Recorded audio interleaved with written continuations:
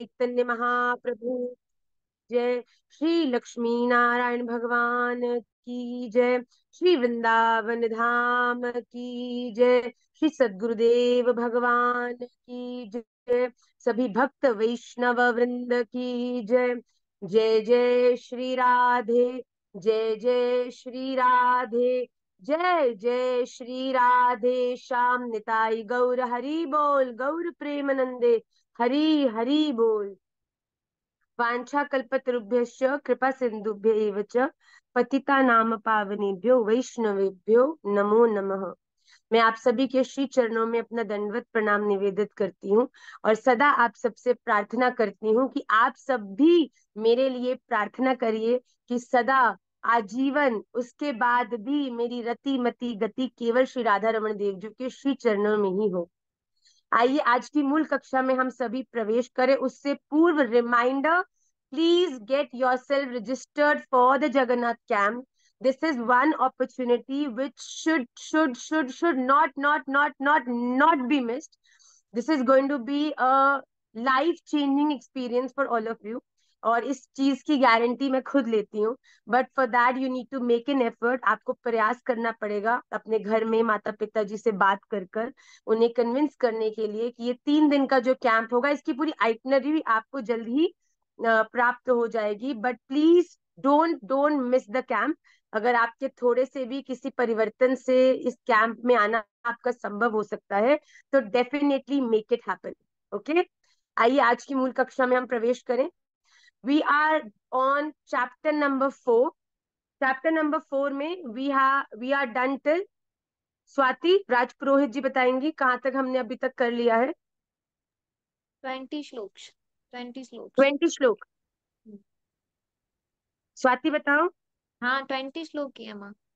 Chapter number 4 श्लोक number 20 तक हम लोगों ने कर लिया है. आइए हम पहले, क्योंकि क्लास में सदा रिवीजन करते हैं, तो पूरे अध्याय का नहीं पर लास्ट क्लास में किए हुए जो 5 श्लोक हैं उनका रिवीजन करके हम आगे विस्तार से चैप्टर नंबर 4 के 21 टिल 25 इन श्लोकों को आज हम क्लास में विस्तार पूर्वक करेंगे.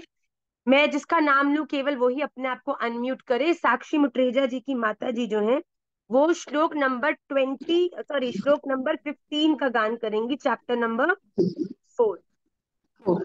राधे राधे मैया. राधे राधे मैया, राधे राधे कैसी हैं आप? मैया.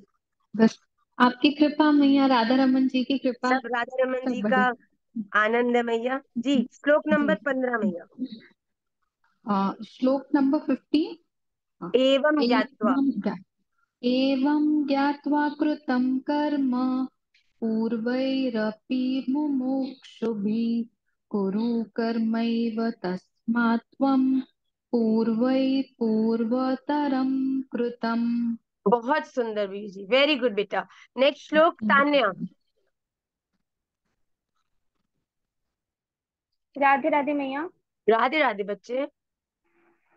किम कर्म किम कर्मेति कव्योऽप्यत्र मोहितः तत्ते कर्म प्रवक्ष्यामि यज्ञात्वा मोक्ष्यसे शुभात्.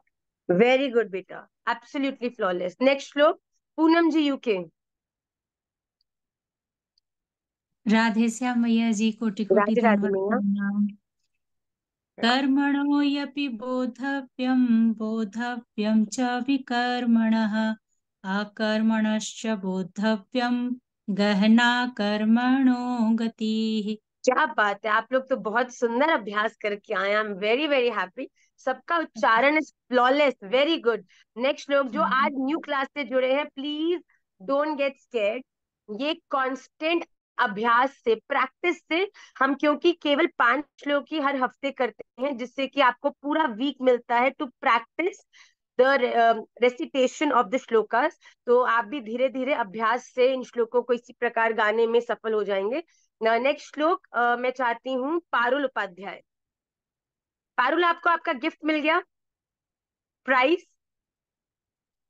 आपको जो लास्ट क्लास में आपने उत्तर दिया था, आपको आपका प्राइस पहुंच गया? नहीं पहुंचा? अभी नहीं मिला.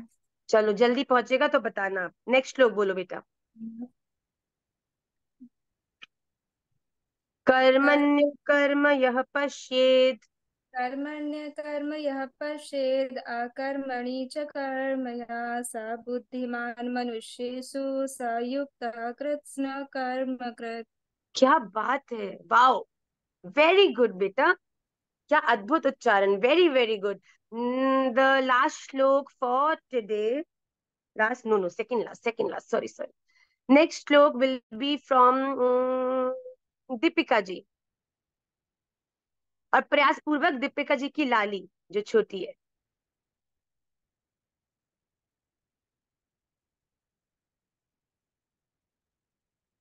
अनम्यूट करो बेटा। हाँ, राधे राधे मैया। राधे राधे बच्चे, श्लोक बोलो। यस्य सर्वे समारंभाः कामसङ्कल्पवर्जिताः ज्ञाना ज्ञानार्दिदकर्माणं तमाहुः पंडितं बुधा। वेरी वेरी गुड बेटा, वेरी गुड। ये बहुत कठिन शब्द है जो सेकंड लाइन का है, पर आपने प्रयास करके बड़ा अच्छा उसे बोला। यस्य सर्वे समारंभाः काम संकल्प वर्जिताः ज्ञानाग्नि दग्ध कर्माणम तमाहु पंडितम बुधा। But I am very very impressed, बहुत कठिन था। देखो सेकंड वर्ड फर्स्ट शब्द था जो द्वितीय लाइन का। वेरी गुड बेटा। लास्ट श्लोक, ओमी विल ट्राई। प्रणाम। राधे राधे बच्चे। त्यक्त्वा कर्मफलासङ्गं नित्यतृप्तो निराश्रयः कर्मण्यभिप्रवृत्तोऽपि नैव किंचित् करोति सः। क्या बात है, not even one mistake, not even one mistake. Very very good बेटा। मैं बहुत ही आज मोटिवेट हो गई हूँ। I am feeling very very good कि आप लोग इतने सुंदर तरह से उच्चारण का अभ्यास कर रहे हैं। और निश्चित रूप से राधा रमन जी आपके इस प्रयास से इतने प्रसन्न है, इतने प्रसन्न है। आप ये समझ लीजिए कि मैं उनके निमित्त आपसे ये कह रही हूँ कि आपका जो ये डेडिकेशन है वो राधा रमन जी के पास आपको नहीं ले जा रहा है, राधा रमन जी को दौड़ा दौड़ा के आपके पास ला रहा है। वो इतने प्रसन्न हैं। आई am very happy. Many many prayers for all of you. आइए आज की कक्षा के नेक्स्ट श्लोक को हम लोग पढ़ते हैं। आपकी स्क्रीन पर ये रिफ्लेक्ट करेगा। निराशीर्यत चित्तात्मा त्यक्त सर्व परिगृह शारीरं केवलं कर्म कुर्वन्नाप्नोति किल्बिषम्। यत चित्तात्मा, जिनका अंतःकरण और इंद्रियों सहित शरीर जीता हुआ है, और त्यक्त सर्व परिग्रह, जिसने समस्त भोगों की सामग्री का परित्याग कर दिया है, ऐसा निराशी मतलब आशा रहित पुरुष केवलम केवल शारीरम शरीर संबंधी कर्म कुर्वन करता हुआ भी किल विषम पाप को नहीं आपनोति प्राप्त होता है।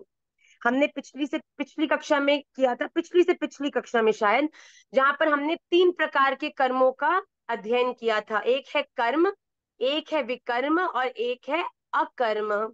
तो यहाँ पे भगवान क्या कह रहे हैं कि हम किस श्रेणी में आने चाहिए? हम अकर्म की श्रेणी में आने चाहिए, जहां पर ये शरीर तो अपने द्वारा भगवान का दिया हुआ आदेश, उनके द्वारा दी हुई आज्ञा, उनके द्वारा दिए हुए कर्मों का तो पालन कर रहा है, पर कर क्यों रहा है? क्योंकि इसमें भगवान की इच्छा है। इसमें मेरा कोई स्वसुख नहीं है, मेरा कोई सेल्फ इंटरेस्ट नहीं है, मेरा कोई सुख दुख कुछ भी इसमें इन्वॉल्व नहीं है। मेरा ये कार्य करने का उद्देश्य केवल ये है कि राधा रमन जी मेरे द्वारा किए हुए, इस मेरे द्वारा भी नहीं, मेरे इस शरीर के द्वारा किए हुए इस कर्म को देखकर प्रसन्न होंगे, क्योंकि उन्होंने इस शरीर को इस कर्म को करने का कर्तव्य दिया है, ड्यूटी दी है। तो यहाँ पर भगवान क्या कह रहे हैं कि जिसका शरीर और अंतःकरण अच्छी तरह से वश में किया हुआ है, अर्थात जिसका अपने आप पर नियंत्रण है।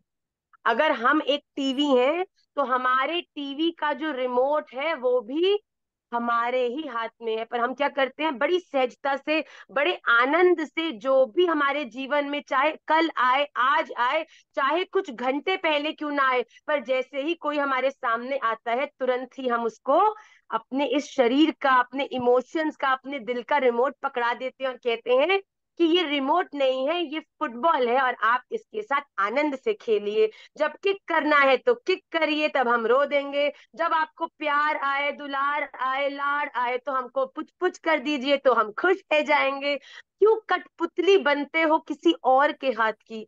अपनी आइडेंटिटी को पहचानो। ये संसार की कठपुतली भगवान ने आपको नहीं बनाया है। अपने नाम प्रचार के लिए अपने पार्षद को, you are not a normal being who's made up of flesh, blood, bones, muscles. No, that is just your upper identity.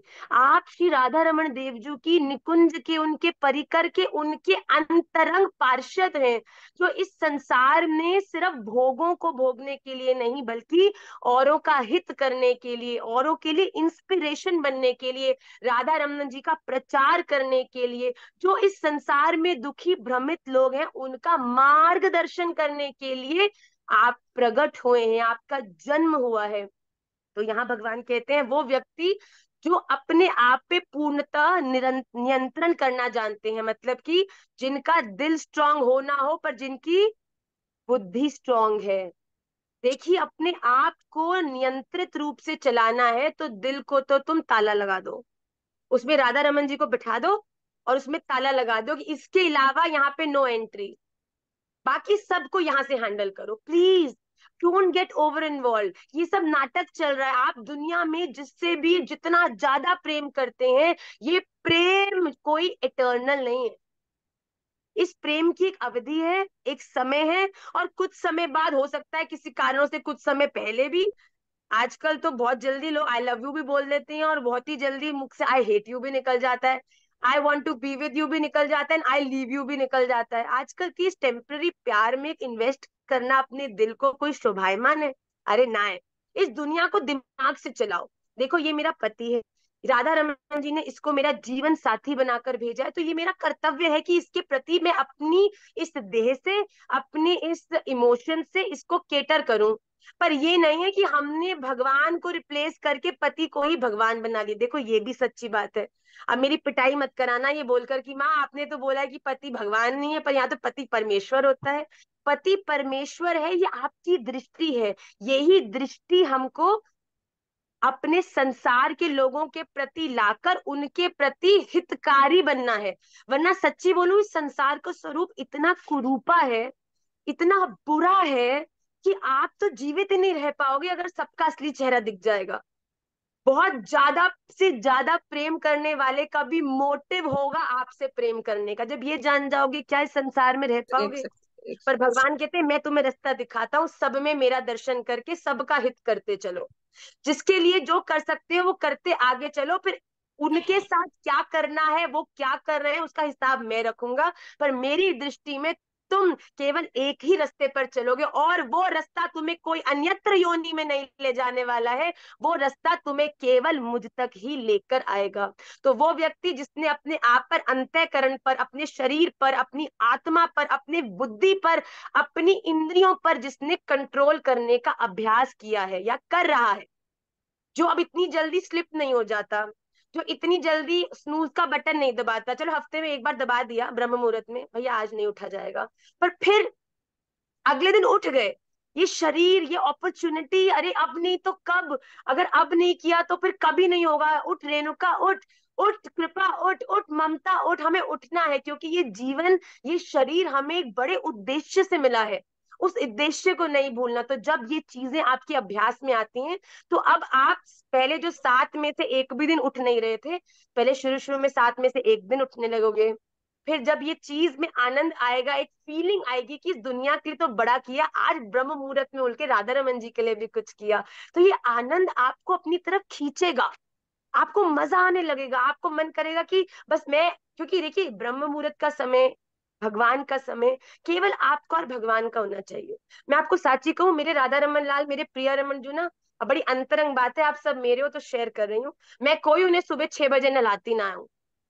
मैं कोई उन्हें बड़ी जल्दी जल्दी उनकी सेवा करके, मैं महाराज जी को भेजकर, बच्चा उनको नला धुला के स्कूल भेजकर, उनको छोड़कर, उनको आकर घर की व्यवस्था कर कर, उस समय चाहे वो 10 भी क्यों ना बज रहे हो, पर मैं उस समय ठाकुर जी की सेवा में जाती हूँ, जिस समय उनकी सेवा में जाने के बाद मुझे और किसी की सेवा में नहीं जाना हो।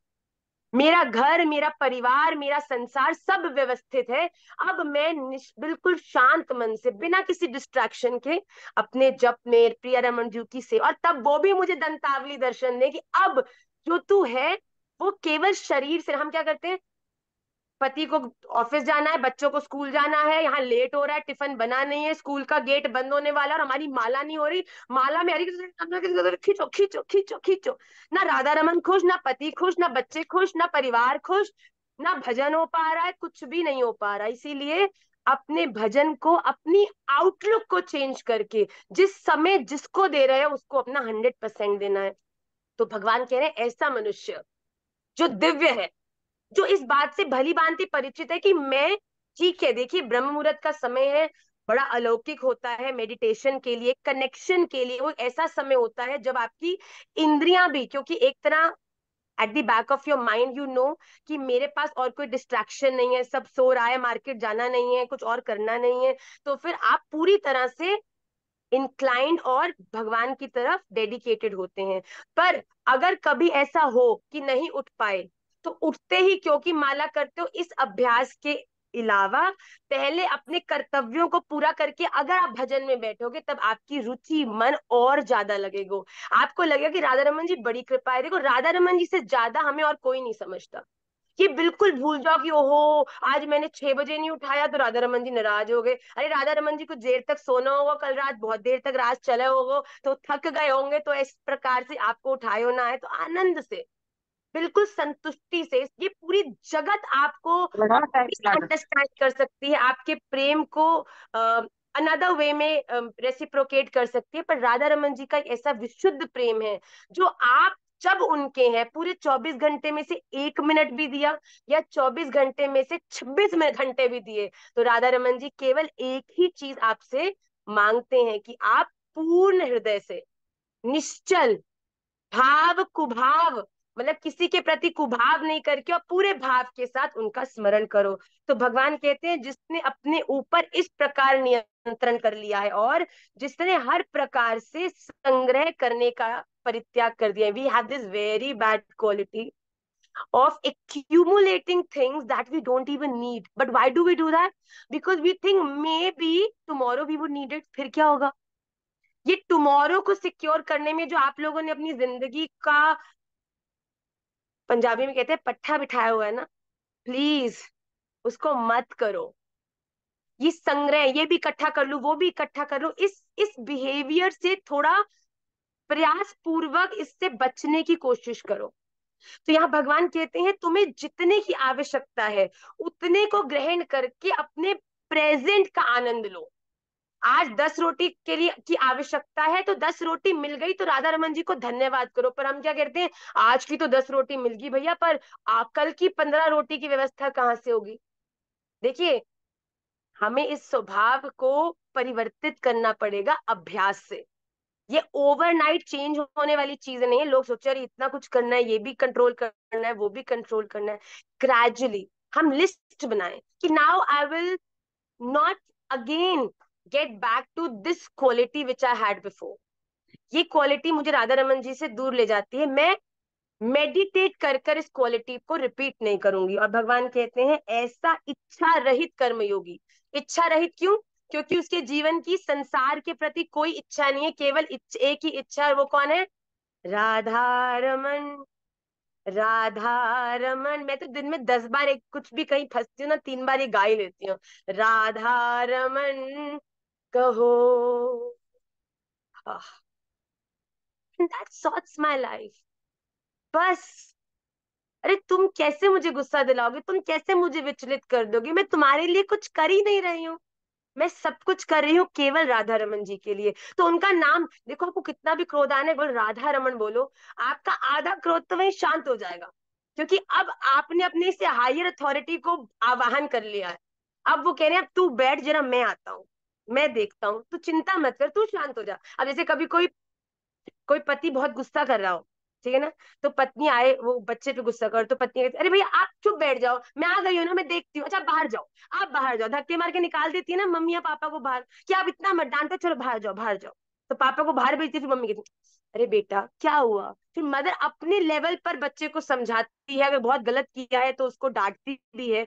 इसी प्रकार जब हम अपने जीवन में अपने से हायर अथॉरिटी को आवाहन करते हैं, फिर ये राधा रमन जी की कॉल है कि वो आगे वाली सिचुएशन को कैसे हैंडल करें। तुम वहां से दरवाजे से बाहर निकल जाया करो, तुम उस सिचुएशन से बाहर हो, क्योंकि अब राधा रमन जी आ गए हैं उसको तुम्हारे लिए हैंडल करने की। और तुम सच्ची, ये यथा माम प्रपद्यन्ते, मैं आपको सच्ची बोल रही हूँ, साची। मैं, मेरे हाथ में ग्रंथ जी हैं, मैं साची बोल रही हूँ कि मैं जब जब ऐसी किसी परिस्थिति में फंसती हूँ ना जहां पर मुझे अच्छा नहीं लगता या किसी का बिहेवियर, तो मैं सच में, मैंने ये अभ्यास से राधा रमन जी के ऊपर बात छोड़ी है। और मैं आपको क्या बताऊं, ऐसे ऐसे निर्णय मेरे जीवन में हुए हैं, मैं आपको क्या बताऊं। मैं क्या थी, एक बड़े ही व्यवहारिक, बड़े ही संसारिक, बड़े ही एक normal day to day life lead करने वाली एक लड़की, क्वाइट यंग, 22 years ओल्ड।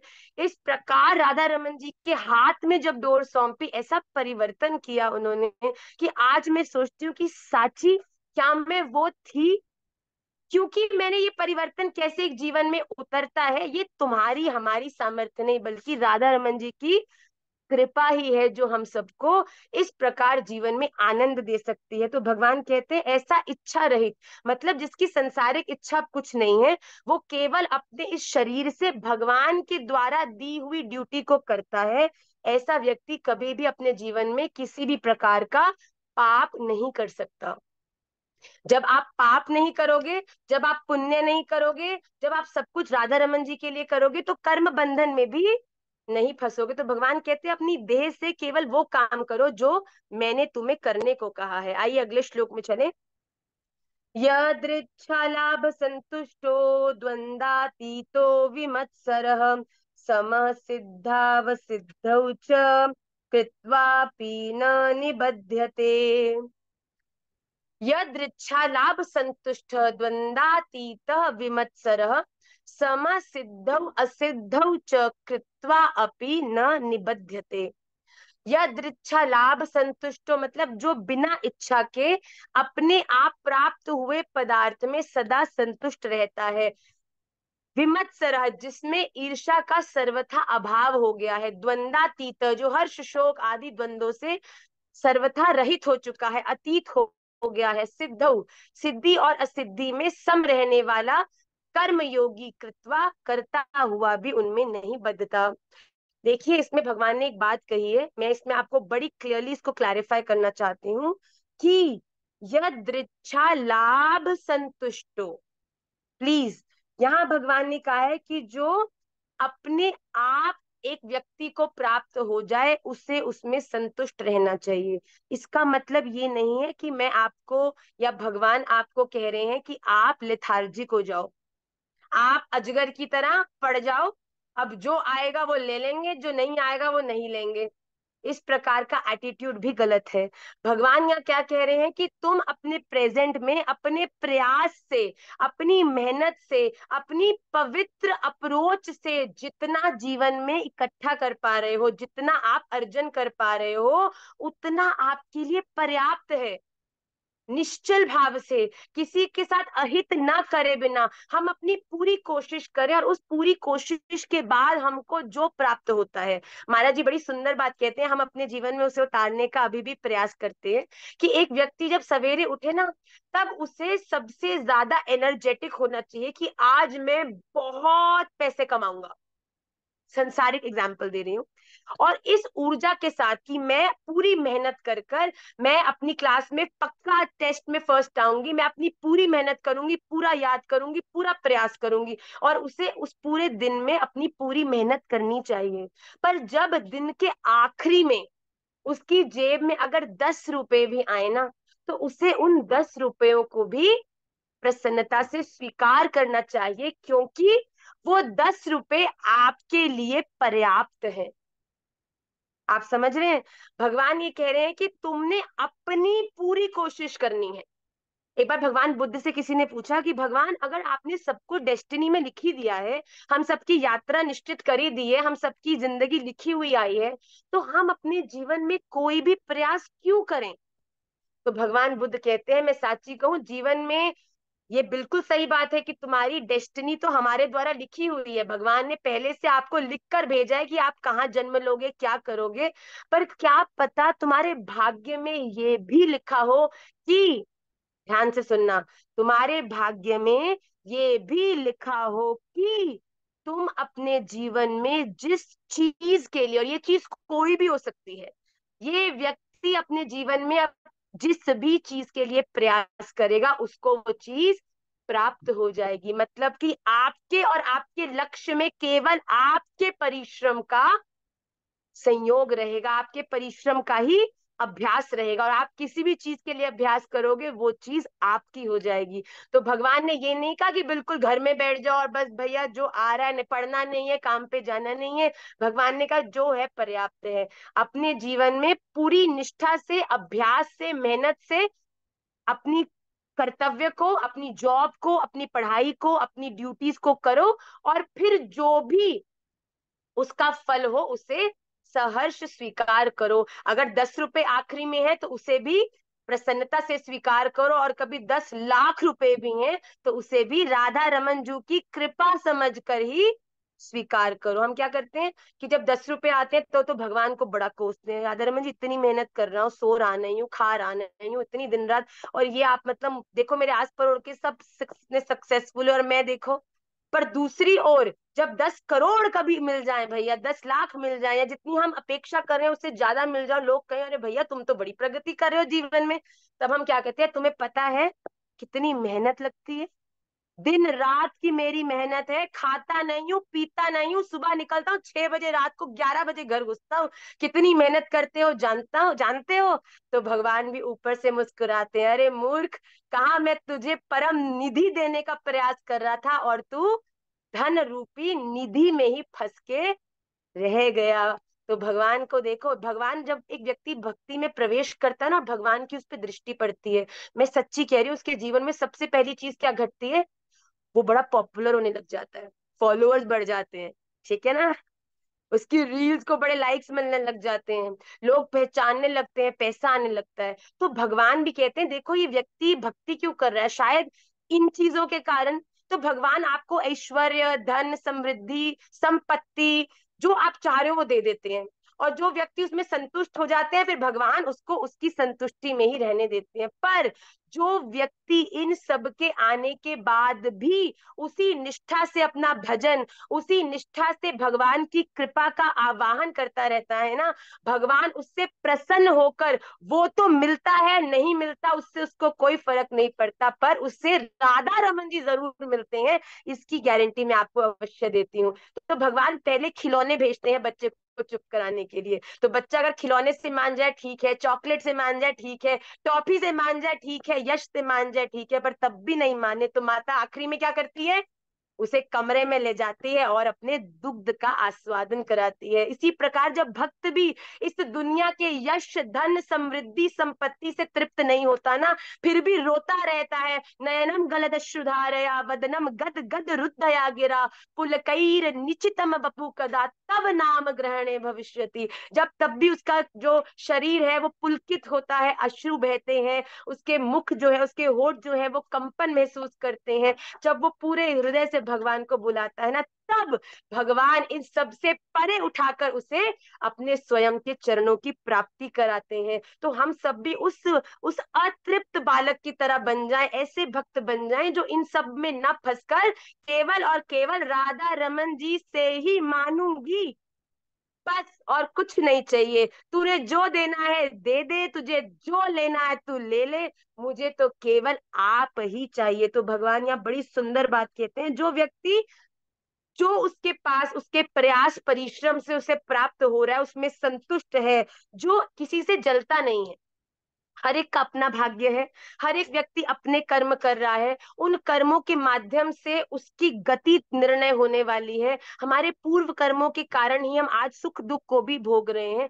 जो इस परम ज्ञान को जानता है ना, वो किसी से ईर्ष्या नहीं करता। शायद आज कोई मुझसे ज्यादा सक्सेसफुल है क्योंकि उसने अपने जीवन में सच्ची अच्छे कर्म किए होंगे, उसने दान पुण्य लोगों का हित किया होगा, तभी आज वो मुझसे बड़ा सुंदर वैष्णव है, आज वो मेरी प्रेरणा है। इसी प्रकार हम अच्छे लोगों से ईर्ष्या ना करें, उनके जीवन में उनकी सक्सेस के बने हुए कारणों से प्रेरित होकर उनसे उनको रोल मॉडल्स बनाकर उनकी तरह बनने का प्रयास करें, उनकी गुड क्वालिटीज को उतारें।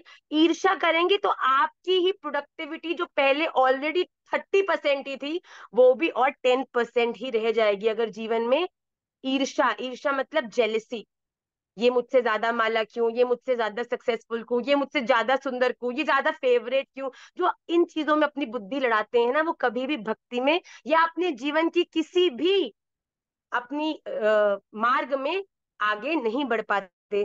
तो भगवान कह रहे हैं, और जो द्वंद्वों से रहित है, मतलब सुख दुख, जय विजय, हानि लाभ, जल, मतलब किसी भी प्रकार के जो ये द्वंद हैं, सुख दुख लाभ हानि जय पराजय, इन सबसे मुक्त होकर केवल राधा रमन जी मैं पूरी निष्ठा से कोशिश करूंगी। अब आपको जो सही लगता है आप करिए। आपको लगता है मेरे लिए आज गिरना जरूरी है तो मुझे गिरा भी दीजिए, पर मुझे पता है मैं गिरूं, खड़ी हूं, चलूं, सोऊं, जागूं, बैठूं, खाऊं, पर आप मुझ पर अपनी कृपा दृष्टि बनाए बैठे तो मुझे कोई चिंता नहीं है। मैं गिर रही हूं, ये भी मेरे हित के लिए ही हो रहा है। जब एक व्यक्ति इस प्रकार की बुद्धि से अपने जीवन में आगे बढ़ने लगता है तो भगवान कहते हैं तब किसी भी कर्म में वो पात्रता ही नहीं है कि मेरे ऐसे अलौकिक भक्त को वो बांध सके। मतलब आप करोगे सब कुछ, सास का ध्यान भी रखोगे, पति की सेवा भी करोगे, बच्चों का ध्यान भी रखोगे, पर ये सब कुछ करते हुए आपका शरीर कर्म कर भी रहा है, पर फिर भी आप किसी भी प्रकार के कर्म बंधन में नहीं फंसोगे। तो यहाँ भगवान बड़ी स्पष्ट बात कह रहे हैं कि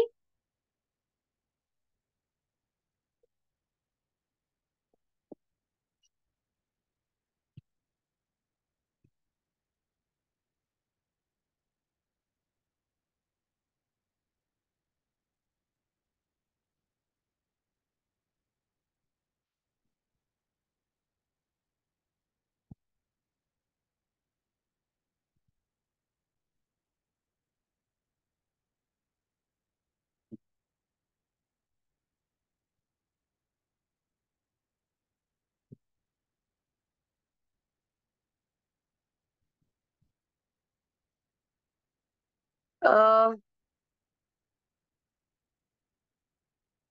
मेरा निवेदन है कि आप में से अगर कोई स्क्रीन के साथ फॉन्डल कर रहा है तो वो नहीं करे। शुभांशी आप मुझे देख पा रहे हैं बेटा? आइए अगले श्लोक की ओर बढ़ते हैं। गत संगस्य मुक्तस्य ज्ञानावस्थितचेतसः यज्ञायाचरतः कर्म समग्रं प्रविलीयते। गत संगस्य मुक्तस्य ज्ञानावस्थित चेतसः यज्ञाय आचरतः कर्म समग्रं प्रविलीयते।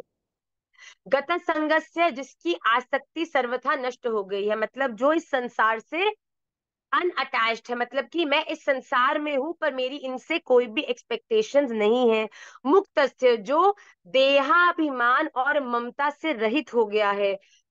ज्ञानावस्थित चेतसः, जिसका चित्त निरंतर परमात्मा के ज्ञान में स्थित रहता है, ऐसा केवल यज्ञाय, यज्ञ संपादन के लिए कर्म करने वाला मनुष्य के समग्रम संपूर्ण कर्म भली भांति विलीन हो जाते हैं। इस प्रकार का मनुष्य जो गता संगस्य, मतलब कि इस संसार में होता हुआ भी किसी से अटैच नहीं है, केवल अपनी ड्यूटीज को निभा रहा है। भगवान महाराज श्री बड़ी सुंदर बात बताते हैं, जो रमन रेती में महाराज जी हैं, वो उनके पास आप कभी भी जाएंगे ना, बड़ी सुंदर बात कहते हैं, बड़ी प्रसिद्ध बात भी, आप लोगों ने, काफी लोगों ने उसे श्रवण भी किया होगा।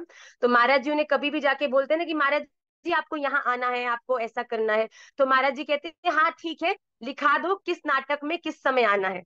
तो वो हर चीज को अपने जीवन के नाटक बोलते हैं। यहाँ किस नाटक में चलना है, अरे आज तो मुझे उस नाटक में जाना है, कल मुझे उस नाटक में जाना है। तो वो बार बार ये बोलकर क्या बताते हैं कि हम इस दुनिया में केवल नाटक ही कर रहे हैं। This world is merely a stage and we are just the players. अगर हम किसी भाव प्रस्तुति को देखने जाते हैं और वहां पर जाकर हम उस भाव प्रस्तुति को सच मान लेते हैं, तो ये हमारी मूर्खता है। उस स्टेज पर खड़े हुए पात्र केवल अपने रोल को अच्छे से निभा रहे हैं, और इतने अच्छे से निभा रहे हैं कि जो उसको देख रहे हैं वो भी प्रभावित होकर उनके इमोशंस के साथ अट्रैक्टेड हो जाते हैं, उनके इमोशन में इन्वॉल्व हो जाते हैं। तो भगवान कहते हैं आपको भी बिल्कुल ऐसे ही करना है कि अपने उस रोल को इतनी सीरियसली निभाना है कि आपके आसपास को कभी पता भी ना चले कि आप दिखने में तो ऐसा लगता है उनसे ज्यादा किसी से प्रेम नहीं करते, पर ये केवल राधा रमन जी जानते हैं कि उनके माध्यम से आप इस प्रेम को असलियत में जता किसको रहे हैं, बता किसको रहे हैं कि ये प्रेम असली में मैं करता किससे हूं। अरे शरीर तो तेरा है पतिदेव, पर तेरे देह के अंदर बैठा है परमेश्वर परम पति मेरे राधा रमन के प्रति इस प्रेम को मैं आपके माध्यम से व्यक्त कर रही हूं। तो भगवान कहते हैं कि ऐसी स्थिति में इस प्रकार का यज्ञ करने वाले पुरुष जो कर्म यज्ञ करते हैं, मतलब कि अपने सभी कर्मों को श्री राधा रमन देव जी के नाम में अर्पित कर देते हैं, ऐसे मनुष्य के संपूर्ण जो पाप है, कष्ट है, वो सब नष्ट हो जाते हैं। मतलब वो किसी भी प्रकार कहीं भी संसार में नहीं फंसता। देखिए हमें संसार में रहना है पर unattached, but it is very very hard, it is next to impossible कि आप जिनके बीच में रह रहे हैं उनसे एक्सपेक्ट नहीं करें। माँ मेरा पति है, मेरे बच्चे हैं, मैं इनको इनसे इतना इनको ध्यान रखती हूँ, तो कहीं ना कहीं बेसिक एक्सपेक्टेशन तो होती ही है, बिल्कुल होती है और होनी भी चाहिए। पर एक्सपेक्टेशंस उतनी हो जितनी दूसरा व्यक्ति फुलफिल कर सके। प्लीज, मैंने शायद ये पहले भी कक्षा में बताया है या संडे क्लास में बताया होगा कि अगर हम एक मछली से प्रेम करते हैं और उसको बड़ा खाना देते हैं, दाना देते हैं, उसके लिए अलग से एक्वेरियम बनाते हैं और फिर उसको कहते हैं मैं तुझसे इतना प्रेम करता हूँ, आज अपने प्रेम को पुष्ट करने के लिए तू उड़ जा, तो मछली भी अपना माथा पीटेगी कि किस मूर्खानंद ने मुझे प्रेम किया है। इससे अच्छा तो मैं मरी जाती कि मुझे फोर्स कर रहा है कि मैं उड़ जाऊं, पर मैं मछली हूं, तू मुझसे कितना भी प्रेम कर ले, मैं तुझसे कितना भी प्रेम कर लूं, पर मैं उड़ नहीं सकती। इसी प्रकार हम भी अपने जीवन में जो लोग हैं उनसे उतनी ही एक्सपेक्टेशन रखें जितनी वो इजीली फुलफिल कर सके, जिससे कि ना हम उन पर बोझ बन पाए और ना ही वो हमें किसी प्रकार का कष्ट दे पाए। पर कष्ट कब होता है, जब हम अपने आसपास के लोगों से ओवर एक्सपेक्टेशन करने लग जाते हैं। हम सोचते हैं कि ये हमें बिल्कुल वैसे ट्रीट करे जैसा हम चाहते हैं कि ये हमें ट्रीट करे। अच्छा मैं आके बैठी हूँ तो मैं बैठी हूँ तो इसने मुझे स्माइल नहीं किया, and that thing makes us very sad. मतलब वो व्यक्ति अगर अपने दिमाग से चाहे आपके लिए कुछ स्पेशल करके बैठा हो, that would not matter, but तूने वो नहीं किया जो मैं चाह रही थी कि तू करे, इसीलिए आज मेरा मूड बहुत खराब है। आज तूने मुझे पहले मैसेज नहीं किया गुड मॉर्निंग का, इसलिए मेरा बहुत ही मूड खराब है। उसने क्यों नहीं किया, कोई घर में पधार गया, कोई प्रलय आ गई, कुछ हो गया, हमने वो तो नहीं किया, but I did not like. So stop over expecting, क्योंकि जब अपने जीवन में एक्सपेक्टेशंस को भी आप नियंत्रित करते हैं तो आपसे प्रेम करने वालों का भी और आपका भी जीवन सुधरने लगता है, वो भी इजी हो जाते हैं। वरना जैसे आप उनके आसपास आते हैं ना, वो प्रेशर में आ जाते हैं, ये ओहो अभी टाइम पे हंसना है, अभी टाइम पे फूल देना है, अभी टाइम पे कोल्ड कॉफी पूछनी नहीं पहुंची, पूछी तो इतना बड़ा मोड़ा फूल जाएगो, फिर 4 घंटा इस मुड़े फूले हुए मोड़े को ठीक करने में लगेगो। कितना टाइम वेस्ट हो, कितना समय हम बर्बाद करते हैं अपने प्रेम को, जो समय हम दे सकते हैं भगवान को, उन चीजों में उलझ कर। तो भगवान कहते हैं कि इस प्रकार का मनुष्य जो निष्काम भाव से अपने जीवन के हर कर्म को करता है, वो किसी भी प्रकार के कर्म बंधन में नहीं फंसता। अगले श्लोक को देखिए। ये श्लोक बड़ा इंपॉर्टेंट है, अगर आप याद कर सकें तो बड़ा आनंद होगा। ब्रह्मार्पणम ब्रह्म हविर ब्रह्माग्नौ ब्रह्मणाहुतम ब्रह्मैव तेन गंतव्यम ब्रह्म कर्म समाधिना।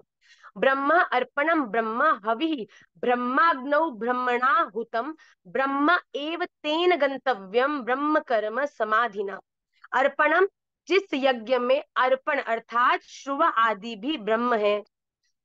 हवि, हवन किए जाने योग्य द्रव्य भी ब्रह्म है। ब्रह्मणा, ब्रह्म रूप कर्ता के द्वारा ब्रह्माग्नौ, ब्रह्म रूप अग्नि में हुतम, आहुति देना रूप क्रिया भी ब्रह्म है। तेन, उस ब्रह्म कर्म में स्थित समाधि ना रहने वाले योगी द्वारा गंतव्य, जाने योग्य फल भी ब्रह्म ब्रह्म ही है। किसी को बड़ी आनंद आ रहा है ड्राइंग करने में, बेटा पेपर ले लो, स्क्रीन पे मत ड्राइंग करो। ब्रह्मार्पणम ब्रह्म हविर, मतलब देखिए जब एक व्यक्ति हवन करता है तो हवन में कैसे कैसे इन्वॉल्वमेंट होती है। एक होती है अग्नि, कुंड होता है, कुंड में होती है अग्नि। एक होता है जो हवन कर रहा होता है, वो हवन कैसे करता है, श्रुवा के माध्यम से घृत को हवन में डालता है। दूसरा व्यक्ति होता है जो उसी हवन कुंड के अंदर समिधा को डालता है और जो सामग्री होती है स्वाहा स्वाहा करते हैं वो डालता है। ठीक है, इस प्रकार से क्या होता है, एक यज्ञ संपन्न होता है। ठीक सुधांशु, अब भगवान यहाँ कह रहे हैं क्या कि हम और वो व्यक्ति यज्ञ क्यों करता है, वो यज्ञ इसलिए करता है क्योंकि उसके हृदय में जो भाव है, उसकी जो इच्छा है उसकी पूर्ति हो जाए, उसके हृदय में जो वो फल चाहता है उसका पूर्णतः उसे प्राप्त हो जाए। पर भगवान कहते हैं एक भक्त के हृदय का क्या सबसे बड़ा लक्ष्य है, कि उसे भगवान के श्री चरणों की प्राप्ति हो। मतलब ही is very much aware that the biggest goal of any human is to achieve the lotus feet of the supreme. तो इसमें वो क्या कह रहा है कि भगवान क्या कह रहे हैं कि जो व्यक्ति ब्रह्मार्पणम ब्रह्म हविर, जो व्यक्ति यज्ञ कुंड में स्थापित अग्नि को भी ब्रह्म ही मानता है, भगवान मानता है, और जो यज्ञ कर रहा है वो भी अपने हृदय में स्थित भगवान का ही आवाहन करके उस यज्ञ को कर रहा है। मतलब आहुति जहां डालनी है वो भी भगवान, और जो इस यज्ञ को कर रहा है वो भी भगवान। अब जो द्रव्य, जो घी, जो समिधा, जो सामग्री, देखिए ये संपूर्ण सृष्टि किसने बनाई है, भगवान ने। इस संपूर्ण सृष्टि की परा और अपरा, मतलब लिविंग एंड नॉन लिविंग दोनों प्रकृति किसने बनाई है, भगवान ने। तो ये सब चीजों में कौन व्याप्त है, भगवान। तो भगवान कह रहे हैं जो शुवा, घृत, द्रव्य, सामग्री, समिधा, इनमें भी मेरा दर्शन करता है, मतलब कि करने वाला ब्रह्म, जिस चीज से किया जा रहा है वो ब्रह्म, जिसमें अंत तो गत्वा जो सामग्री है, आहुति है वो डाली जा रही है वो भी ब्रह्म।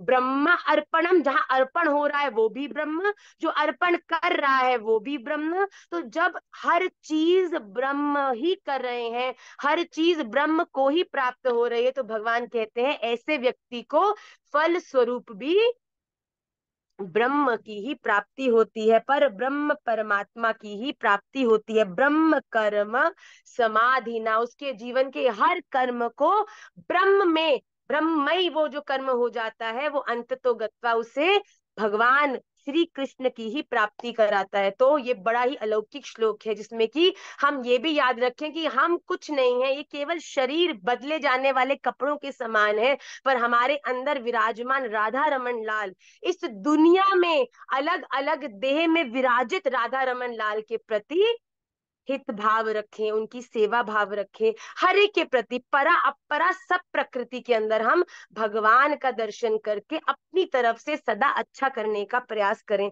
आइए आज की इस क्लास का लास्ट श्लोक को हम देखेंगे। दैवमेवापरे यज्ञं योगिनः पर्युपासते ब्रह्माज्ञावपरे यज्ञं यज्ञैनैवोपजुह्वति। दैवम एव अपरे यज्ञं योगिनः पर्युपासते ब्रह्माग्नौ अपरे यज्ञं यज्ञेन एव उपजुह्वति।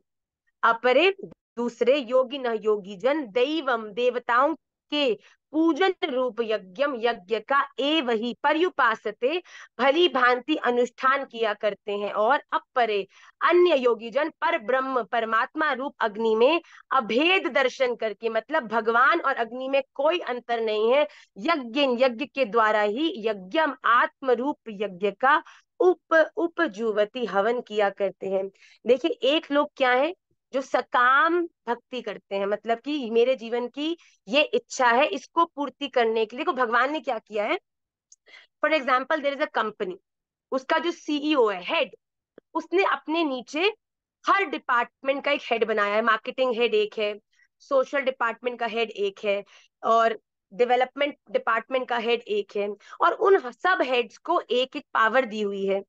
तो जो भी व्यक्ति को कि फाइनेंसिस को लेके किसी प्रकार की गाइडेंस चाहिए, तो वो फाइनेंशियल हेड के पास जा सकता है और वो उसका समाधान कर देगा।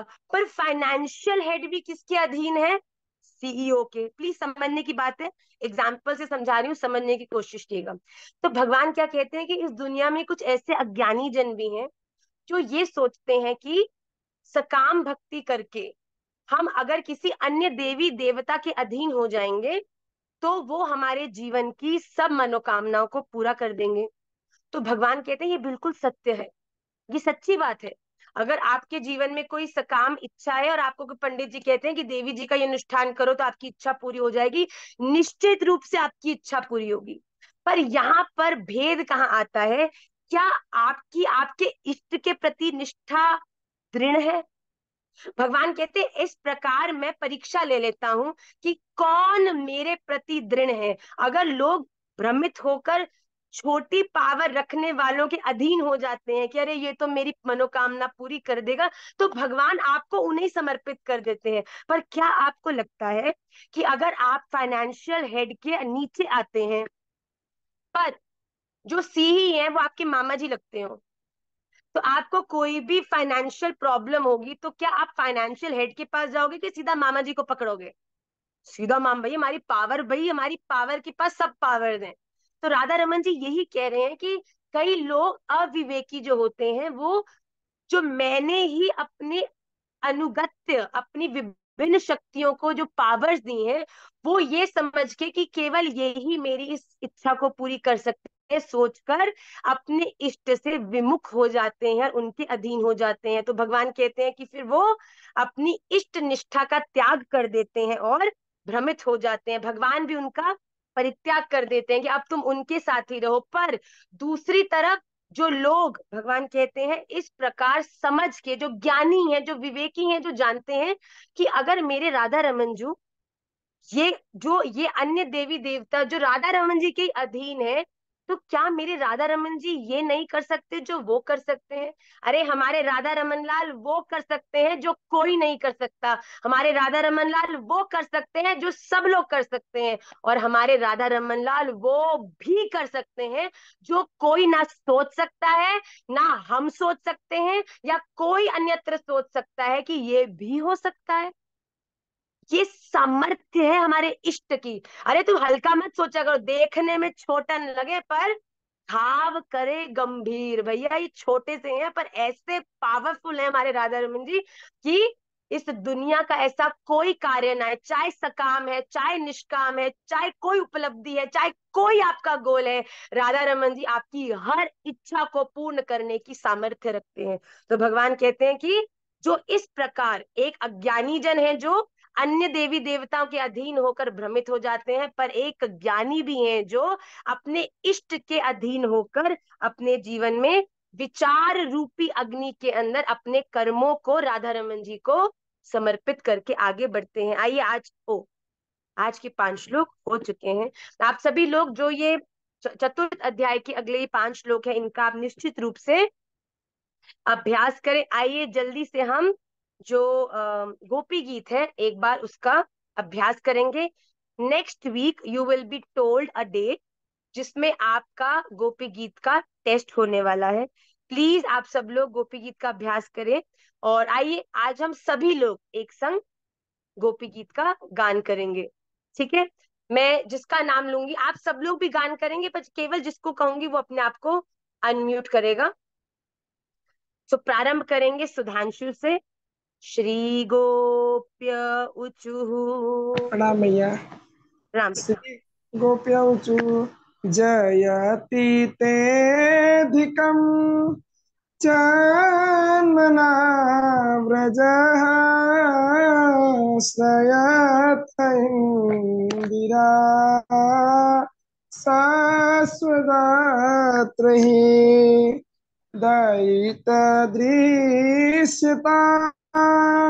दीक्षुतावका स्वैकृता स्वतां विचिन्वते। वाह, इस गति से गायो बेटा। तो अगला 1 घंटा तो हम गोपी गीत ही गावेंगे सब लोग। थोड़ी गति बढ़ाएंगे। ठीक है, बहुत सुंदर बेटा। आखिरी लाइन में कुछ कुछ त्रुटि थी, उस पे हम काम करेंगे। जिसने गोपी गीत नहीं किया है, by the end of May we are launching a Gopi Geet course for all of you. और जिसने क्लासेस लगाई भी हैं, वो भी डेफिनेटली उस कोर्स में एनरोल करेगा, क्योंकि गोपी गीत की विलक्षण जो विस्तार है, जीव गोस्वामी पाद और श्रीधर गोस्वामी जी, इन सबकी टीकाओं में जो विस्तार किया गया है, उसके माध्यम से हमने गोपी गीत का विस्तार किया। आपको आनंद आ जाएगा, ऐसा हम खुद भी झूम गए, इस प्रकार की व्याख्या है। तो जिन्होंने नहीं किया, उनको by the end of May you will be getting a course to enrol. Kripa will speak the next shloka fast fast. शरदुदाशये साधु जात सत सरसिजोदर। शरदुदाशये साधुजात सरसिजोदर श्रीमुषादृशा सुरथनाथ ते शुल्कदासिका वरद निर्नतो नेह किं वद। संध्या विशेष जी।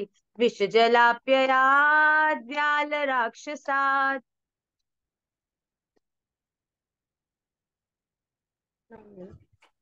विषजलापयाद्वालराक्षसा द्वर्षिमारुता द्वैदुतानलात् वृष्मयात्मा जादुषेतो भयम् विस्मयात्मजात् विश्वतो भयम् ऋषभते वयम् वृषभते रक्षितामो। तो हम ऐसा करेंगे, मुझे ऐसा लगता है कि हम गान करेंगे और आप सब भी मेरे संग संग गान करिए, अपने आप को म्यूट करके। पर मैं देख सकती हूँ कि आप गान कर रहे हैं कि नहीं। तो हम शुरू से गाएंगे। श्री गोप्यौचू जयति तेऽधिकं जयति तेऽधिकं जन्मना व्रज श्रयत इंदिरा शश्वदत्रहि दैतदृश्यतां दिक्षुतावका त्वयि धृता सव स्वां विचिन्वते। शरदुदाशये साधु जात सत् सरसिजोदर श्रीमुषादृशा सुरतनाथ ते शुल्कदासिका वरद निघ्नतो नेह किं वध। विषजलाप्ययाद् व्याल राक्षसात् वर्षमारुताद् वैद्युतानलात् वृषमयात्मजात् विश्वतो भयम् ऋषभते वयं रक्षितामुः। न खलु गोपिका नन्दनो भवान् अखिल देहिनामन्तरात्मदृक् विखन सार्थितो विश्वगुप्तये सखौ देवान् सात्वतां कुले विरचिता भयम् वृष्णिधुर्यते चरणमीषां संसृतेर्भयात् करसरोरुहं कान्तकामदं शिरसि देहिना श्रीकरग्रहम् व्रज जनार्तिहन् वीरयोषितां निज जन स्मय ध्वंसन स्मित भज सखे भवत् किङ्करीष्मनो जलरुहाननं चारु दर्शय प्रणत देहिनां पापकर्षणं तृणचरानुगं श्रीनिकेतनं वनिभणार्पितं ते पदाम्बुजं त्रिणुकुचेषुना कृन्दी हृच्छयम् मधुरया गिरा वल्गुवाक्यया बुधमनोज्ञया पुष्करेक्षणा विधिकरीरिमा वीरमुय्यति रदरसीधुना प्याययस्वन तव कथामृतं तप्त जीवनम कविभिरीडितं कल्मषापहं श्रवणमङ्गलं श्रीमदाततं भुवि गृह्णन्ति ते भूरिदा जनाः प्रहसितं प्रिय प्रेम वीक्षणं विहरणं च ते ध्यानमङ्गलं रहसि संविदो या हृदि स्पृशः कुहकनो मना शोभयन्ति चलसि यद्व्रजाचारयन् पशून् नलिन सुन्दरं नाथ ते पदं शिलतृणाकुरैः सीदतीति नः कलिलतामना कान्त गच्छति दिन परीक्षये नीलकुन्तलै वनरुहाननं बिभ्रदावृतं घनरजस्वलं दर्शयन्मुहुर् मनसि न स्मरं वीर यच्छसि प्रणतकामदं पद्मजार्चितं धरणिमण्डनं ध्येयमापदि चरणपङ्कजं शन्तमं च ते रमणनस्तनेष्वर्पयादिहन् सुरतवर्धनं शोकनाशनं स्वरितवेणुना स्तुष्टुचुम्बितम् इतर रागवी स्मारणं नृणां वितरवीरनास्ते धरामृतम् अटति यद्भवानन्दिकाननं त्रुटिर्युगायते त्वां पश्यतां कुटिलकुन्तलं श्रीमुखं च ते चर उदीक्षतां पक्ष्मकृदृशां पतिसुतान्वय भ्रातृबान्धव अतिविलङ्घ्यते त्यच्युतागता गतिविदस्तवोद्गीतमोहिता कितवयोषिता कस्त्यजेनिषि रहसि संविदं हृच्छयोदयम् प्रहसिताननं प्रेम वीक्षणं बृहदुरश्रियो वीक्ष धाम ते मुहरति स्पृहा मुह्यते मनम् व्रजवनौकसां व्यक्तिरङ्यते वृजनहन्त्रलं विश्वमङ्गलं त्यजमनाक्षन त्वत्स्पृहात्मनां स्वजनहृद्युजां यन्निषूदनम् यत्ते सुजात चरणाम्बुरुहं स्तनेषु भीताशनै प्रियदधीमहि कर्कशेषु तेनाटवीमठसि तद्व्यथतेन किं स्वित् कूर्पादिभिर्भ्रमतिभिर्भवदायुषां नः इति गोप्य प्रगायन्त्य प्रलपन्त्यश्च चित्रधाम रुरुदु सुस्वरं राजन् कृष्ण दर्शन लालसा तासामाविर्बुच्छौरि स्मयमान मुखाम्बुज पीताम्बरधर स्रगवी साक्षान् मन्मथ मन्मथ। श्री राधा रमण लाल की जय। इसके गान से ही स्वतः आपके हृदय में उस प्रेम का जो बीज है ना वो स्फुरित हो जाता है। आपके मन में श्री राधा रमण, अगर आप प्रतिदिन ये संकल्प कर लो ना कि मैं प्रतिदिन गोपी गीत का गान करूंगी, अन्यत्र कुछ मत करो, आपके हृदय में ठाकुर जी के प्रति जो रागानुगा भक्ति का जो बीज है ना वो निश्चित रूप से स्थापित हो जाएगा। ये हमारी पात्रता की सामर्थ्य नहीं है, ये गोपी गीत की सामर्थ्य है। इसमें गोपियों ने अपने हृदय को, अपनी भावनाओं को इस प्रकार निचोड़ के उसको शब्द दिए हैं ना उस प्रेम को, कि जो भी इन शब्दों का मात्र बिना भाव से भी गान करना प्रारंभ करता है, ये हो ही नहीं सकता कि उसका हृदय पिघले नहीं। जैसे अग्नि के पास आप कुछ भी रखो, चाहे कितना भी बर्फीला हो, चाहे कितना भी गाढ़ा घी हो, पर अगर अग्नि के पास पड़ा हो तो अपने आप वो पिघल जाता है। उसी प्रकार चाहे आपका हृदय कितना भी विकारों से भरा हो, कितना भी कठोर हो, कितना भी अनर्गल गंध उसमें भरा हो, ईर्ष्या का, द्वंद्वों का, द्वेषों का, पर जब आप गोपी गीत का गान शुरू कर देते हैं तब अपने आप वो गंध विगलित होने लगता है, पिघल कर बाहर निकलने लगता है। और जब चेतो दर्पण मार्जनम भव महादावा अग्नि निर्वापनम, और जब ये सारे विकार हमारे विगलित होकर निकल जाते हैं और पात्र हमारा चमचम करता हुआ पवित्र हो जाता है, तो उसी पात्र में भगवान की भक्ति रूपी कृपा हमें प्राप्त होती है। तो इसीलिए प्रतिदिन संकल्प करके आप कुछ भी करें नहीं करें पर गोपी गीत का गान अवश्य करिएगा। तो आइए आज की आखिरी पार्ट जो कि हमारा सूत्र है उसमें प्रवेश करते हैं। I will inform you the date of the examination of Gopi Geet, which is going to be in the coming week. Please learn, be excited and get ready. मैं आपको साची कह रही हूँ, राधा रमन जी सब नोट कर रहे हैं कि उनकी तरफ से कौन व्यक्ति कैसे कैसे गिफ्ट्स लेकर जा रहा है। ये मेरी सामर्थ्य नहीं है, ये ना मेरी पात्रता है कि मैं आपको गोपी गीत जैसे अद्भुत गीत को याद करने के लिए कुछ दे पाऊं, पर राधा रमन जी जब आपके इस प्रयास से रीझेंगे ना, तब आपको निश्चित रूप से कृपा रूपी प्रसाद प्राइज आपको देंगे। तो उसे आपको, जिसे कहते हैं ना, बधाई तो लूटनी चाहिए, कोई दे नहीं दे उसको खींच के ले लेना चाहिए, क्योंकि ये बड़े ही सौभाग्य वालों को, बड़े ही दुर्लभ है ये जो सौभाग्य है प्राप्त होना। तो इस गोपी गीत के एग्जामिनेशन से मिलने वाली बधाई को भी लूटने के लिए तैयार हो जाना, अच्छे से याद करना। और जिन्होंने याद नहीं किया, बाय द एंड ऑफ में आपको ऐसा विलक्षण कोर्स आपके लिए तैयार करने का प्रयास हम कर रहे हैं कि आपको आनंद आ जाएगा। एक एक चीज को क्या अलंकारों से श्री जीव गोस्वामी पाद ने उसको विस्तार किया है। हमने कक्षा में सामान्य अर्थ को ही मूल में लेके चले हैं, पर कोर्स के अंदर हम विभिन्न टीकाओं का आश्रय भी ले रहे हैं, तो आपको बड़ा आनंद आएगा।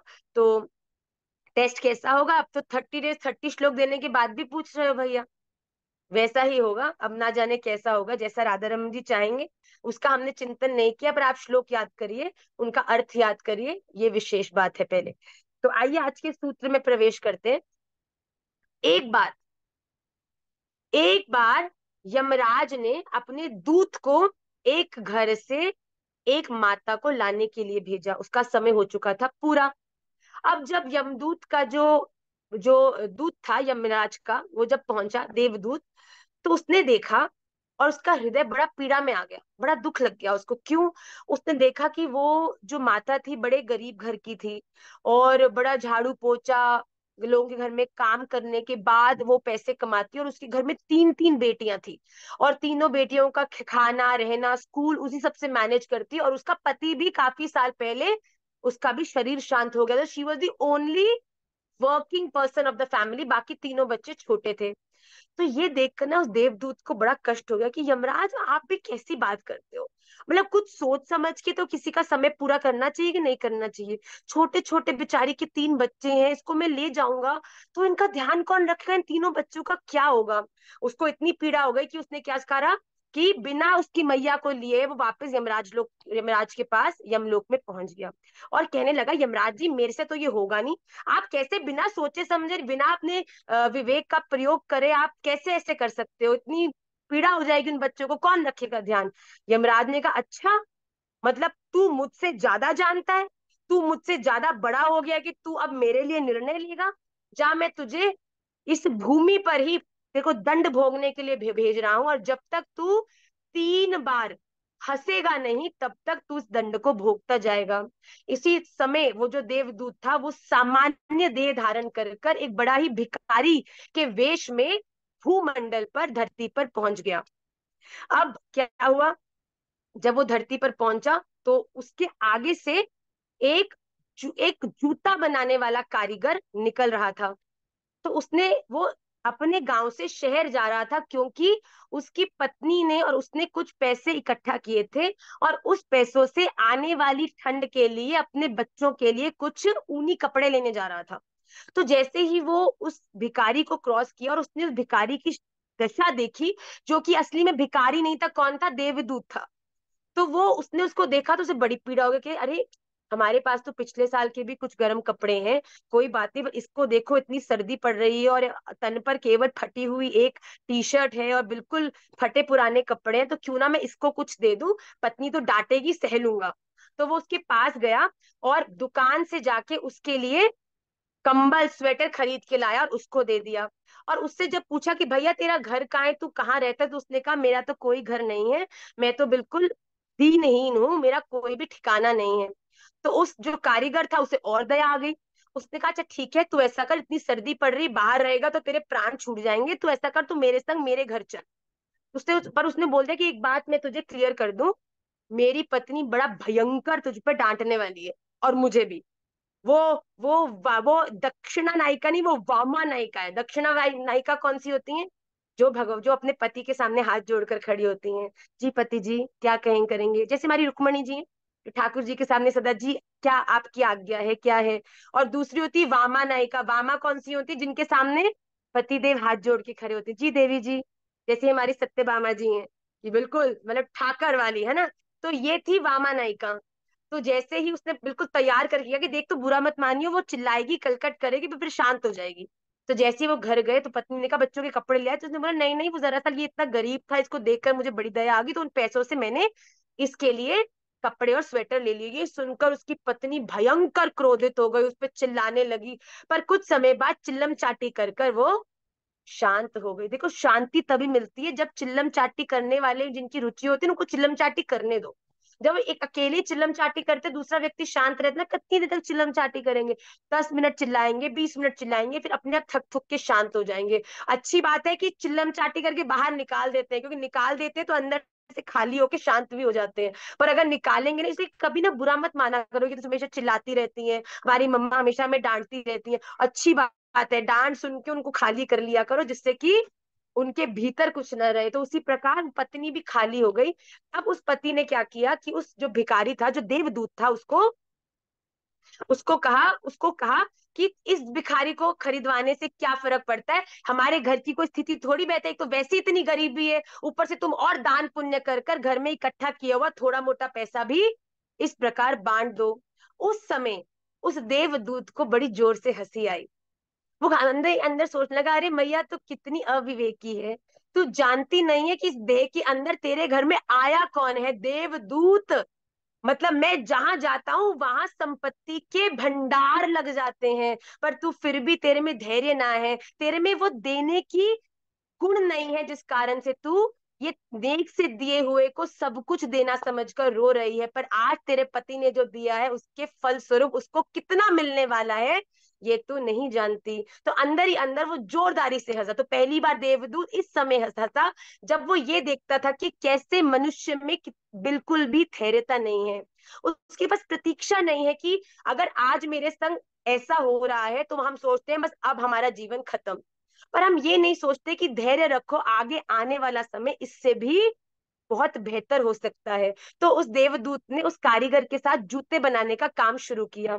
अब वो काम, क्योंकि देवदूत था, इतना अच्छा काम पकड़ गया, इतना अच्छा काम कि उसके पूरे शहर में वो एक नंबर के जूते के कारीगर बन गए, कि इस हद तक बड़े हो गए कि राजा के जूते भी उस कारीगर से ही बनने लग गए।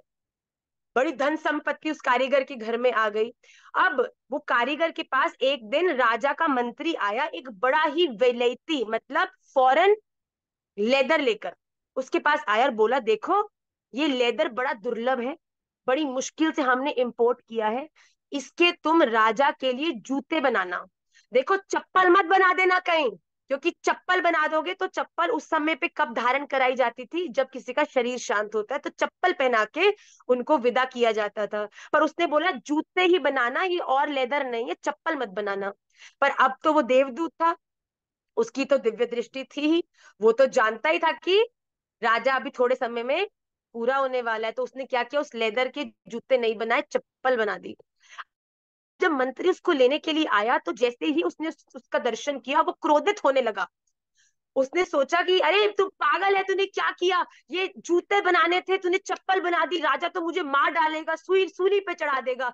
ये जैसे ही उसका क्रोध, उसकी अधीरता, उसका भय उस देवदूत ने देखा, वो फिर से दूसरी बार जोर से हंसा कि अरे अविवेकी मनुष्य, तू नहीं जानता जिसके लिए तू बनाने के लिए कहकर गया है वो तो अब पूरा हो चुका है। अभी वो मंत्री लड़ ही रहा था कि इतने में राजमहल से मंत्री को फोन आया कि अरे भैया कहीं उसने जूते बना तो नहीं दिए, राजा की अभी अभी मृत्यु हो गई है, उसे बोलो जूते नहीं, हमको तो चप्पल चाहिए। ये देखकर वो जो मंत्री था वो बड़ा आश्चर्य में हो गया कि अरे हाँ भैया हमको तो चप्पल ही चाहिए थी, बड़ा बड़ा धन्यवाद। ये बोलकर वो उन चप्पलों को लेके राजमहल चला गया। अब वो कारीगर अगली बार राजमहल पे जब उसको बुलाया गया तो वो गया, क्योंकि राजा का जो अगला राजा था, छोटा राजा था, जो अब राज्य गद्दी पे बैठने वाला था, उससे भेंट करने के लिए सारी प्रजा को राजमहल बुलाया गया था। तो जैसे ही वो राजमहल पहुंचा, आप सब कुछ सुनकर बड़ा आनंद आएगा कि राजमहल में पहुंचते ही उसने देखा कि राजा की गद्दी पे तो राजकुमार बैठे हैं, पर उसके साइड में राजा की जो पत्नी थी, गुरु माता, राजमाता, वो बैठी हैं, पर उसकी साइड में 4 कन्याएं बैठी हैं। तो वो देखा और बड़ा हैरान हुआ। फिर उसने बड़े ध्यान से देखा कि ये 4 में से 3 लड़कियां तो बड़ी देखी देखी लग रही हैं। तो उसने ध्यान किया तो उसको याद आया कि ये 3 लड़कियां तो उसी माता की बेटियां थी जिसको मुझे रमराज ने लेने के लिए भेजा था। और उसी समय जो देवदूत था तीसरी बारी जोरदारी से हंसा। क्यों? क्योंकि वो समझ गया कि जब यमराज ने उसको धरती पर भेजा, तब किसी दूसरे देवदूत के माध्यम से उसने उस माता को की मृत्यु हुई और उसे अपने लोक ले गए। और वो 3 लड़कियां, वो जो उसकी माता थी ना, वो राजमहल में ही राजमाता की सेवा में रहती थी, उसके कक्ष का झाड़ू पोछा करती थी और उसकी बड़ी निजी सेविका थी। तो राजमाता उसकी बड़ी करीब थी। तो जब उसका शरीर शांत हुआ और जब वो अपने पीछे केवल उन 3 बालिक लड़कियों को छोड़ गई, उस समय राजमाता ने करुणामयी बन के उन तीनों की तीनों लड़कियों को राजमहल की कन्याओं के रूप में घोषित कर दिया कि इसकी माता ने मेरी आजीवन सेवा करी है, मैं इनको राज्य का एक अटूट हिस्सा बनाकर अपनी राजकुमारी घोषित करती हूँ। ये 3 लड़कियां अगर वहीं रहती उस झुग्गी में तो न जाने कितना कष्ट पीड़ा सहती, पर ये तो भगवान की प्लानिंग थी कि उसकी माता का शरीर शांत हुआ, राजमाता के हृदय में करुणा उत्पन्न हुई और वो लड़कियां जिनका जन्म झुग्गी झोपड़ी में हुआ था, आज राजा के राजमहल की राजकुमारियां बनके आनंद का जीवन व्यतीत कर रही हैं। Radha Raman ji always has a better plan. अपने प्लानिंग्स को, अपनी थॉट प्रोसेस को इतना स्टैग्नेंट, इतना एफिशिएंट हम नहीं समझे। ये मत समझे कि मैं सबसे समझदार हूँ। जो व्यक्ति ये सोचते ना मैं सबसे समझदार हूँ, वो उस दुनिया के सबसे बड़े नासमझ होते हैं, सबसे बड़े ढेचू ढेचू होते हैं, गधे होते हैं। क्यों?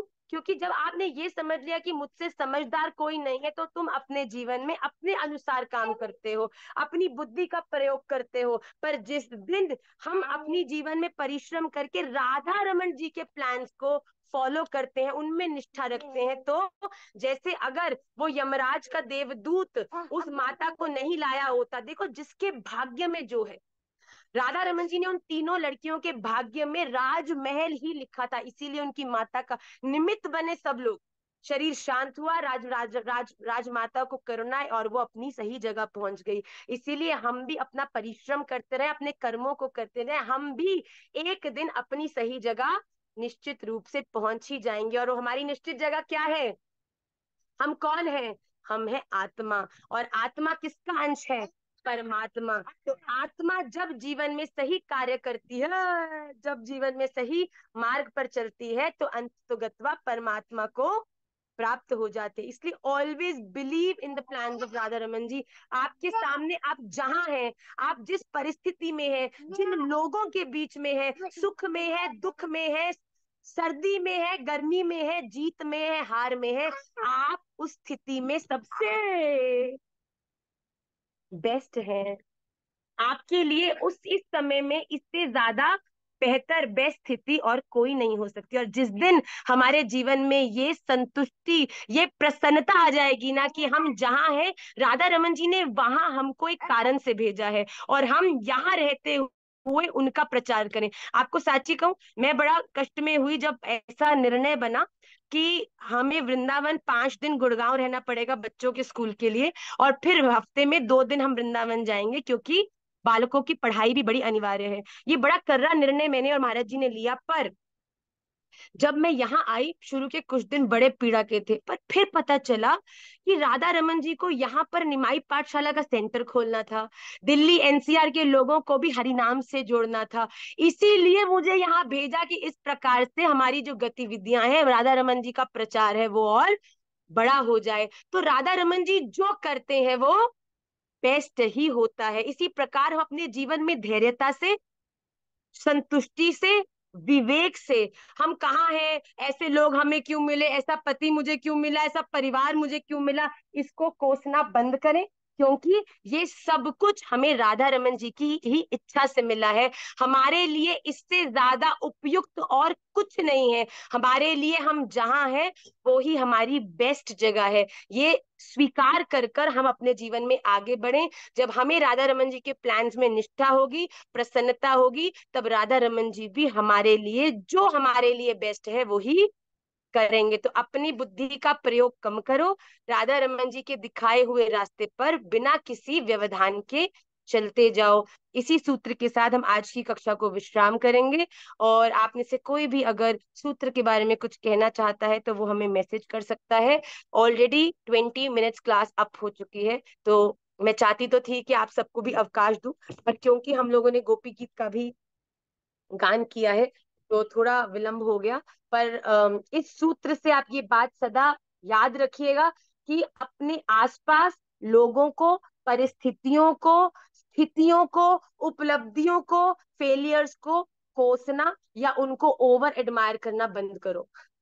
क्योंकि आज जो है हो सकता है वो कल नहीं होगा, सो बी प्रिपेयर्ड फॉर दैट। और जो आज नहीं है वो कल हो भी सकता है, be prepared for that is well. But एक चीज जिसमें आपकी निष्ठा होनी चाहिए, मैं उठती हूँ, उठते ही जमीन पे गिर जाती हूँ, जमीन पे गिरकर मेरी उंगली टूट जाती है, उंगली टूट के मुझे फ्रैक्चर हो जाता है, ये मेरे लिए हितकारी है। क्योंकि ये राधा रमन जी ने किया है। हो सकता है इससे न जाने कितना बड़ा मेरे साथ होना होगा, जो भगवान ने एक छोटी सी चोट में पार कर दिया है। अपने जीवन में थॉट प्रोसेस को ऐसे लाना शुरू करो तो जीवन इतना सुंदर बन जाएगा, मैं आपको क्या बताऊं। जीवन की चोटें भी आपको आपके प्राइजेस से ज्यादा आनंद देने लगेंगी। राधा रमन जी गिरा दिया, चोट लग गई, बड़ा प्रारब्ध कट गया। अरे राधा रमन जी श्रृंगार कर रहे हैं, राधा रमन जी तैयारी में कर रहे हैं, अब तो आना ही है, तूने इस जन्म में भोगना ही है, खत्म कर, खत्म कर, जल्दी आजा, जल्दी आजा, तेरी सेवा के लिए मैं प्रतीक्षा कर रहा हूँ। तो इस प्रकार राधा रमन जी सहायक हो जाते हैं उन लोगों के जो अपने जीवन में हर चीज राधा रमन जी के लिए ही करते हैं। इसी के साथ हम आज की कक्षा को विश्राम करते हैं। Stop criticising others, in fact start appreciating your own life, start to look for the positives in your life, start to look for that mercy of Radha Raman ji in your life. अरे आप वृंदावन से जुड़े हो, निमाई पाठशाला में आते हो, तिलक लगाया है, हरिनाम गा सकते हो, राधा रमन बोल सकते हो, इससे बड़ी राधा रमन जी का प्रेम व्यक्त करने की ना तरीका और कोई ना है। आप राधा रमणीय हो, इसके आपको पुष्टि करने की जरूरत नहीं है। अगर आप राधा रमन बोल पा रहे हो, किसी की सामर्थ्य नहीं कि राधा रमन जी का नाम ले ले, पर अगर आप ले पा रहे हो, that means you already belong to him. तो हम उनके हैं, तो उनके अनुकूल अपने जीवन को व्यतीत करने का प्रयास करें। आप सभी के श्री चरणों में मैं अपना दंडवत प्रणाम निवेदित करती हूँ। आप सब अपने भजन में मेरे लिए भी प्रार्थना जरूर करिएगा प्लीज, कि मैं आप सबकी सर्विस में, आप सबकी सेवा में, श्री राधा रमन जी के प्रचार में सदा रहूं। मेरी एक एक श्वास आपकी और राधा रमन जी के लिए ही हो। आप सब राधा रमणीय हो, उनके प्यारे हो। तो जब आप भी अपनी प्रेयर्स में हमारे लिए प्रार्थना करोगे तो राधा रमन जी का जो प्रेम हमारे प्रति है वो और भी गूढ़ होगा। जैसे हम भी जब भी राधा रमन जी चाहते हैं, तो मैं सदा प्रार्थना करती हूँ कि राधा रमन लाल संपूर्ण निमाई पाठशाला के एक एक बालक पर आप अपनी कृपा परिवर्षित करना, जिससे कि उनका भजन भी बढ़े और उनके जो प्रेम निष्ठा है वो भी आपके चरणों में बढ़े। तो आप सब भी हमारे लिए प्रार्थना करिएगा और हम सदा आपके लिए प्रार्थना करेंगे। इसी के साथ वांछा कल्पतरुभ्यश्च कृपा सिंधुभ्य एव च पतितानां पावनेभ्यो वैष्णवेभ्यो नमो नमः। श्री राधा रमन लाल की जय।